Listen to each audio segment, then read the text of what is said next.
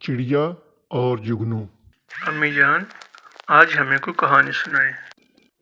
اچھا بیٹا، آج میں آپ کو ایک ایسی کہانی سناتی ہوں جس سے آپ کے دل میں بھی نیکی کا جذبہ پیدا ہوگا۔ ایک دفعہ ایک درخت پر ایک چڑیا نے اپنا گھر بنایا ہوتا ہے۔ اس میں اس کے بچے بھی ہوتے ہیں۔ چڑیا روزانہ اٹھتی ہے اور اپنے بچوں کے لیے دانا وغیرہ لے کر آتی ہے۔ بچے بہت خوش ہوتے ہیں۔ امی جان، آگے بتائیں۔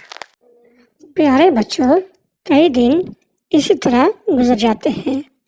پھر اچانک موسم برسات شروع ہو جاتا ہے۔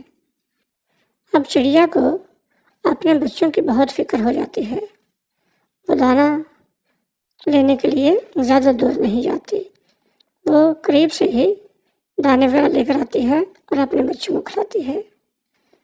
لیکن ایک دن ایسا ہوتا ہے کہ چڑیا کو آس پاس سے کہیں دانے نہیں ملتے، تو وہ دانے کی تلاش میں دور چلی جاتی ہے۔ جب وہ گھر واپس آنے لگتی ہے تو بارش شروع ہو جاتی ہے۔ وہ بارش سے بچنے کے لیے تھوڑی دیر کسی درخت کے سائے میں بیٹھ جاتی ہے۔ امی جان، اب چڑیا گھر کیسے آئے گی؟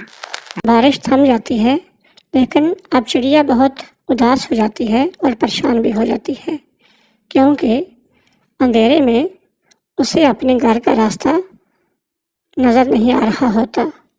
اچانک ادھر سے ایک جگنو کا گزر ہوتا ہے۔ وہ چڑیا کو اداس دیکھتا ہے تو پوچھتا ہے، چڑیا، آپ اداس کیوں بیٹھی ہوئی ہو؟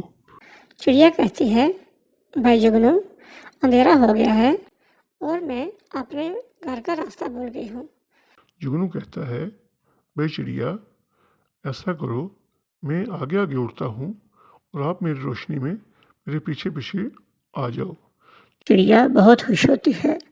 اس طرح جگنو آگے آگے اڑتا ہے اور چڑیا اس کے پیچھے پیچھے اڑنا شروع کر دیتی ہے۔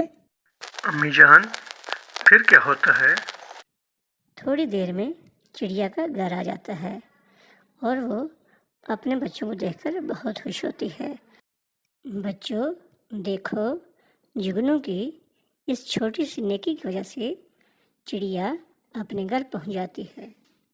اور بچوں، اللہ تعالیٰ اس سے بہت خوش ہوتے ہیں جو دوسروں کے کام آتا ہے۔ امی جان، ہم بھی وعدہ کرتے ہیں کہ ہم بھی دوسروں کے کام آئیں گے۔ شاباش بیٹا۔